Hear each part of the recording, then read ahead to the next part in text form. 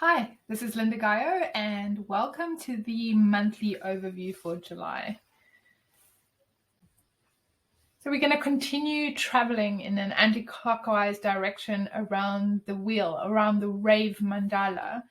And as we do that, we transition through each of the gates, through each of the hexagrams, and through all of the lines. And in July, we are going to be transitioning through obstruction, beginnings, details, stimulations, influences, and retreat.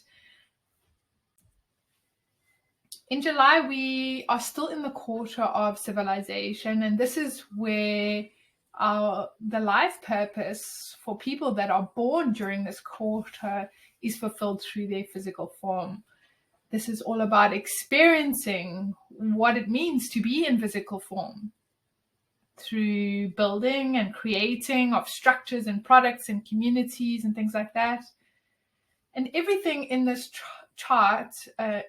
in this quarter, has this really material, down to earth, very connected to the earth feeling about it. It's very connected to the physical realm.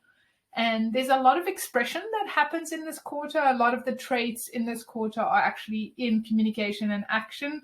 So this is about how we express ourselves, how we bring our thoughts into deeds, into actual action, and how we connect to the earth and where we are connected to our vehicle, to our body, to our form, and to life around us. So we start off with trait 39, obstruction. And I've said here, what is your spirit made of?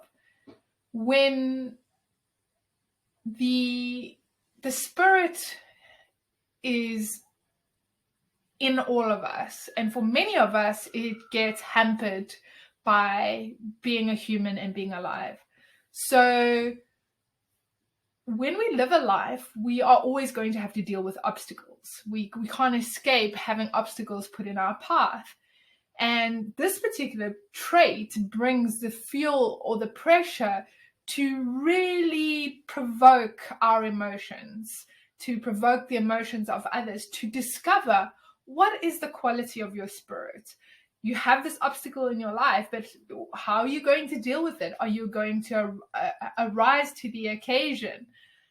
It's all about provoking analysis and assessment and reevaluation to really understand what are you capable of, not just on the surface level, but really going deep down into your spirit. When you have the correct teasing or the correct provoking in place, it really creates an environment for learning and growth. With this trait 39, it has this deafness to it because it's not here to be influenced by the other. You cannot really connect to your individual and unique spirit if you are following or listening to someone else. So it's about really invoking your individual spirit and not being influenced by anybody else. And part of that is about having this patience with yourself and your emotions as you journey towards your spirit.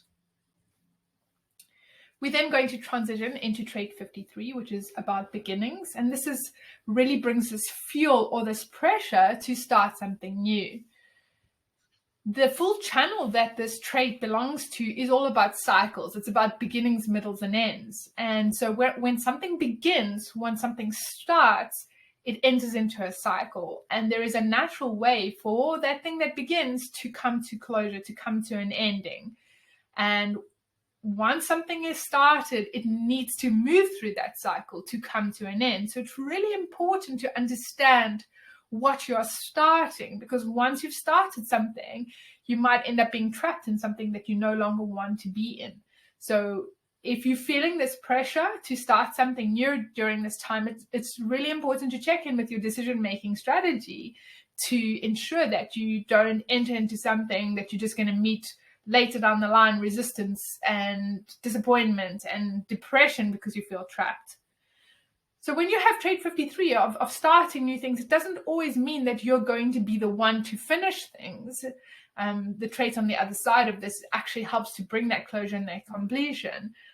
But entering into and starting something correctly is really important. From there, we move into trait 62, which is details. This is all about being an organized or an organizational being. Trait 62 of details is really where we as humans evolved to being able to communicate things in language. So it's where we named things. We named something that's red and round and grows in a tree and is deliciously sweet when you bite into it, an apple. So it's the naming of things, what the names that we give to things. And it's essentially a theoretical and an intellectual process where you use your imagination to draw out the detail of the pattern so that you can explore its depth. And then there is this expression of that detail, putting the right names to the right things, and having this precise and patterned way of expressing yourself so that other people can understand. And trait 62 really selects and organizes all the details and facts so that we can better understand and explain more complex concepts and situations.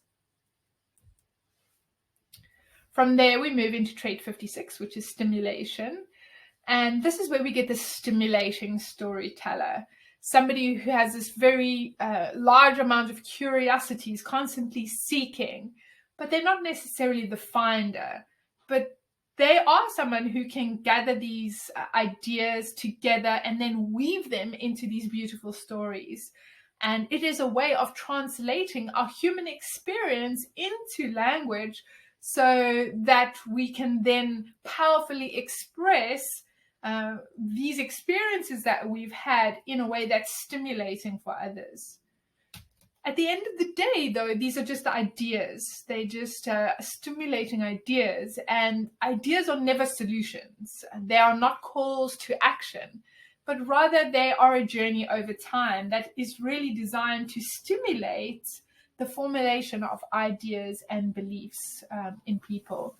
And the lessons that we share come from our interpretations of the experiences that we've had, tinged with emotional overtones or undertones of our experiences.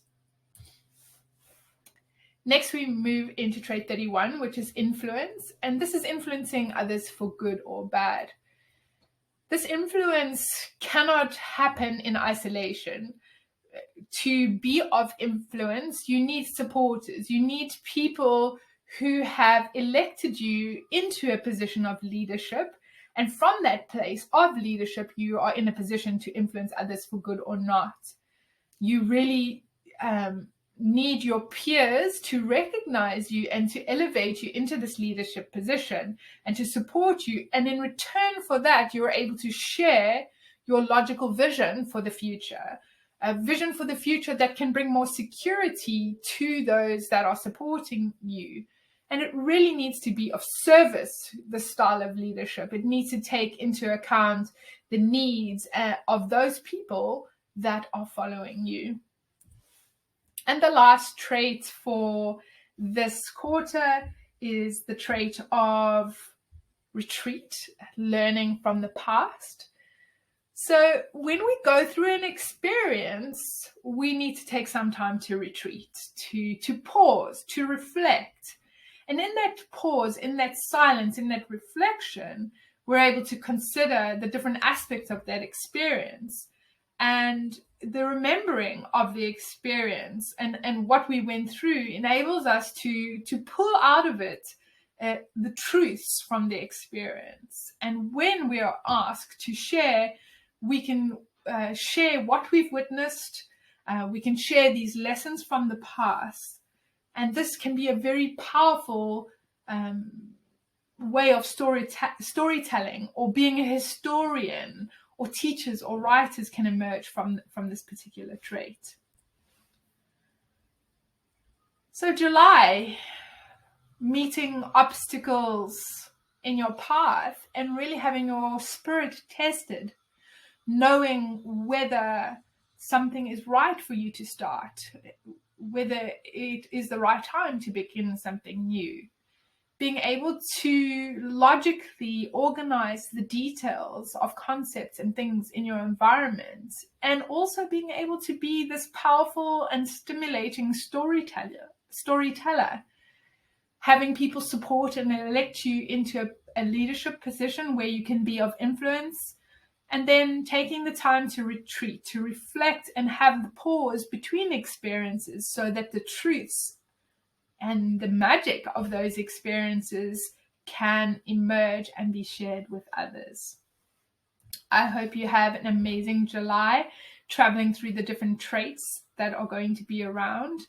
And if you have any questions about the different traits or would like to dive deeper into understanding how to live your unique design despite the different impacts that are happening around you, almost like the weather in the environment, as things come along, they can have this tendency to push us around a bit and put us under pressure to do things that are out of alignment with our design.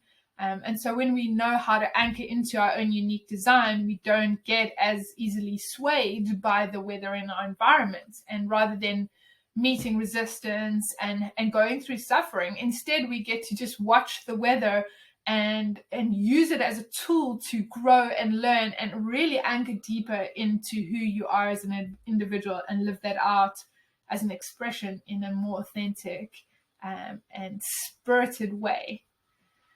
I look forward to sharing with you again next month. And for now, I say goodbye.